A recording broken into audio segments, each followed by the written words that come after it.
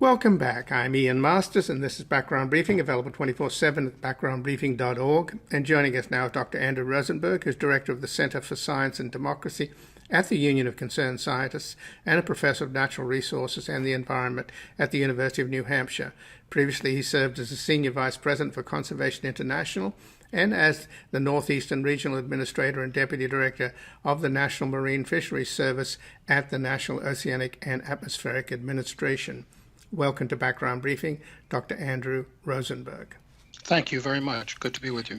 Well, thank you. And it looks as though today the President has escalated his war on science and on scientific input and experts within the government, particularly in the Environmental Protection Agency, where he's essentially waiving the Endangered Species Act and the National Environmental Policy Act in the name of the current economic emergency, which will mean that public lands will now be subject to an increase, if not a gold rush of mining, logging, and drilling and pipelines. So what is your opinion on whether this executive order is justified by the so-called national economic emergency? It's not justified in any way, shape, or form. And it is part of a pattern in this administration of trying to ignore the needs of the public in favor of private business. Let's be clear what the president has done. He said we don't need to worry about environmental impacts for major projects. We'll just go ahead and do those, even though those environmental impacts are, in many cases, permanent impacts that affect all of the public. And the benefits go to saving money and helping the bottom line of a few companies, mostly oil and gas companies, major developers, and the like. It also should be clear that this order was in response directly to requests from certain business interests, again, principally the oil and gas industry. And so it's not as if he dreamed this up after an economic analysis presented with a set of facts that would show this would improve economic growth. It simply is boosting the bottom line and shifting costs as well as economic damage onto the public from private companies that are doing that damage. So it has no justification at all, as far as I'm concerned. It won't help the economy in any way, shape, or form. And who are the enablers here? I mean, Trump has a practice of placing Dracula in charge of the blood bank, with people heading up government departments who are implacably opposed to the mission of the very department they head. Andrew Wheeler at EPA being a perfect example, along with Bernard. In fact, I think it's the head of the Bureau of Land Management. His entire career has been implacably opposed to public lands. Yes, that's exactly right. William Pendleton. Right. Pendley, not Pendleton. Right. Yes, Secretary Bernhardt, Andrew Wheeler, Mark Meadows in the White House as Chief of Staff. There's a range of advisors here, if you can call them that, who have been pushing a extreme pro-business, ignore the public interest agenda. As far as the appointees like Wheeler and Bernhardt and Pendley and others, some time ago I wrote a piece that said, there seem to be primarily three types of appointees to most of these key positions that protect public health, safety, and the environment in the Trump administration. There are those people who have deep conflicts of interest, like Andrew Wheeler, who has worked as a lawyer for many of the oil, gas, and coal interests, fossil fuel interests for many years. William Bernhardt is another one of those. And then there's a group of those who are fundamentally opposed to the mission of the agency that they are now tasked to lead. And William Pendley is an example of that. And the previous head of the EPA, Scott Pruitt, worked his whole career in opposition to the mission of the agency he was appointed to head. And then finally, there were some appointees, including some supposed chief scientists, who just wholly are unqualified, have no qualifications for the job that they're being asked to do.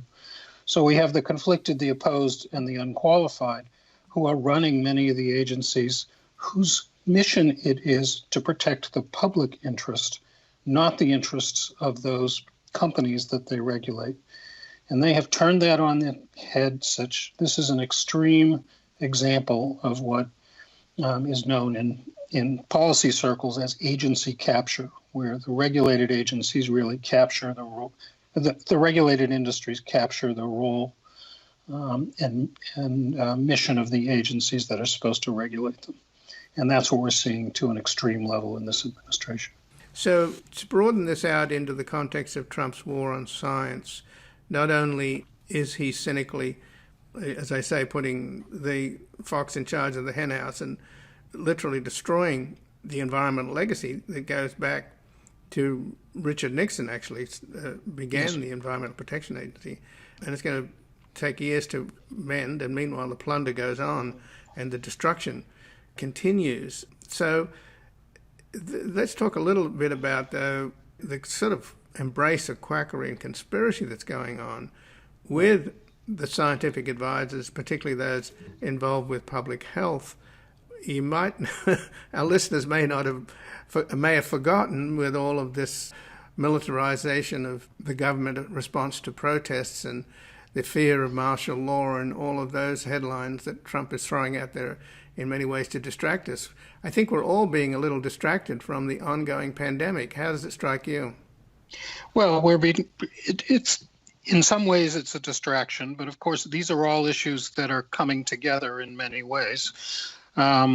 So when you ignore scientific experts, you also, on things like COVID-19 and what needs to be done to keep people safe, that's part of a pattern of ignoring the experts at places like the EPA or the Occupational Health and Safety Administration or the Department of Interior on what is needed to serve the public interest in many other areas.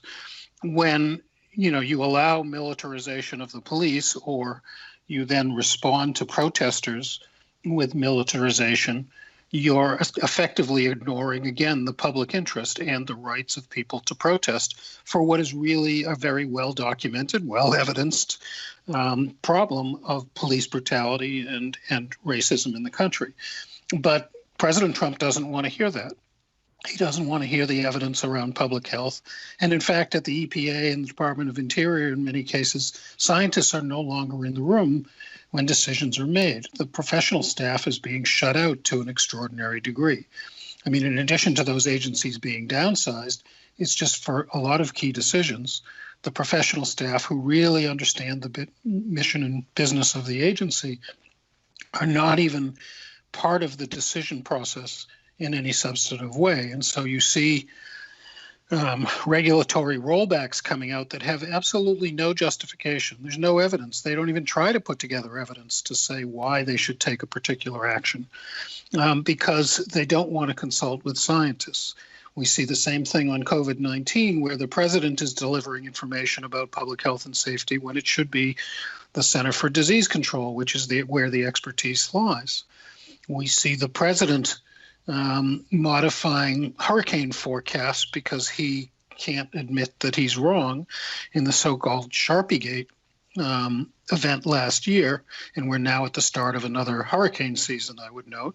But overriding the professional forecasters who are trying to focus the attention of the public and emergency services on the places where it's most needed, while the president is playing both political and rhetorical games. So this is widespread across the administration of sidelining science. We've documented well over 120 attacks on science in this administration, which means sidelining the scientists, censoring them, manipulating the information, not allowing scientists to do their work as within the federal government, as part of the work of the federal government. And that doesn't bode well for public health and safety. It doesn't bode well for the good of the country or for the public interest.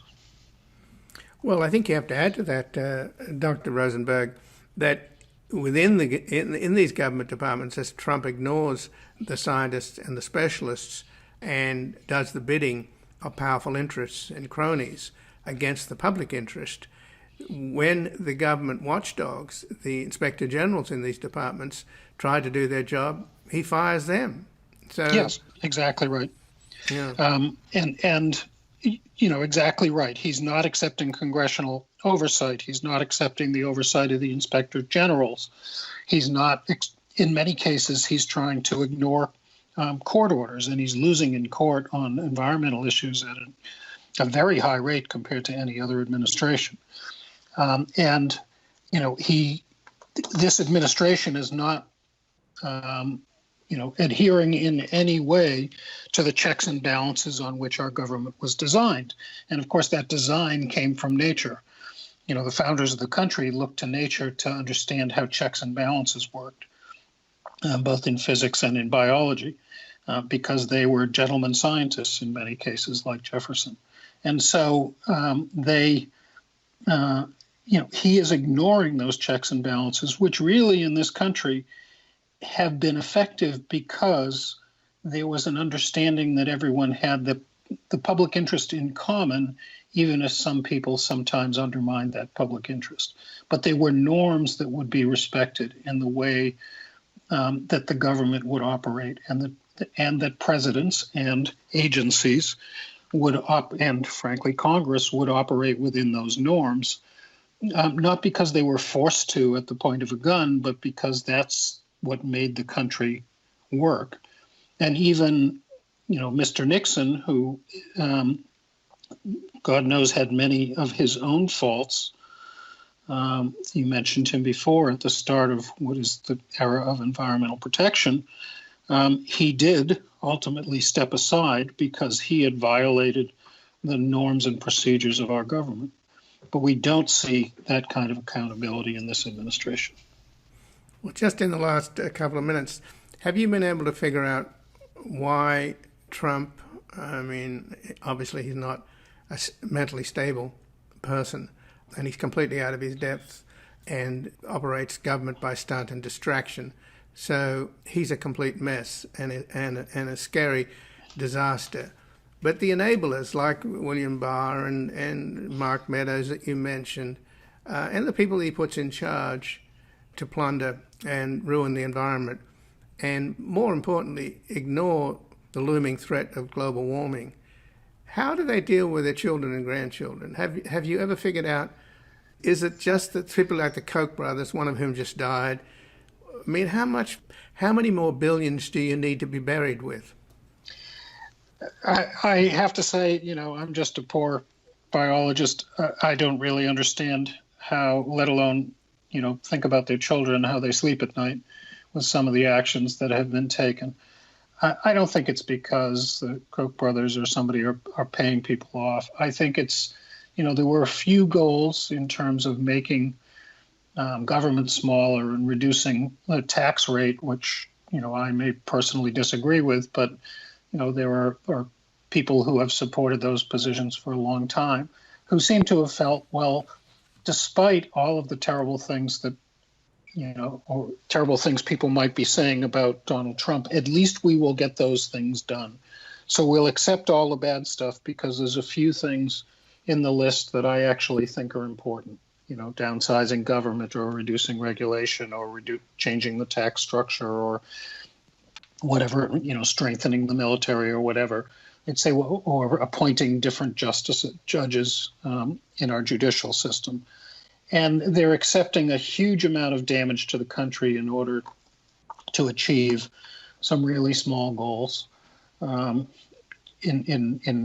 relative terms. That's the only way that I can think of it. But again, that's just my instinct speaking. It's not as if I've done some deep study of this. I really can't understand it. There are many days when I wake up and say, what's happened to my country? Well, I think a lot of people out there share that, Dr. Andrew Rosenberg, me included. So I thank you for joining us. I appreciate it. Well, thank you very much. Nice to be with you. And again, I've been speaking with Dr. Andrew Rosenberg, who's Director of the Center for Science and Democracy at the Union of Concerned Scientists and is a Professor of Natural Resources and the Environment at the University of New Hampshire. Previously, he served as a Senior Vice President of Conservation International and as the Northeastern Regional Administrator and Deputy Director of the National Marine Fisheries Service at the National Oceanic and Atmospheric Administration. This has been Background Briefing. I'm Ian Masters. I'd like to thank producer Graham Fitzgibbon. This program is available at backgroundbriefing.org, where you can sign up for email updates as well as subscribe wherever you get your podcasts. And if you like this program, you can help us reach more listeners by taking a moment to rate and review us on iTunes, Google Play, and wherever you get your podcasts. And please do share today's program with friends, family, and colleagues on Twitter and Facebook. To help us sustain our mission, spread the word, and keep us corporate free, we have added a donate button. So if you are in a position to give support, please take a moment and visit backgroundbriefing.org/donate, where your tax-deductible contributions will help us continue to build a reality-based community in post-truth America. And I'll be back again tomorrow with another Background Briefing. Bye for now. Lady dressed in white with a man she loved, standing along the side of the pickup truck. A shot rang out in the night, just when everything seemed right. Another headline written down in America. The guy that lived next door in 305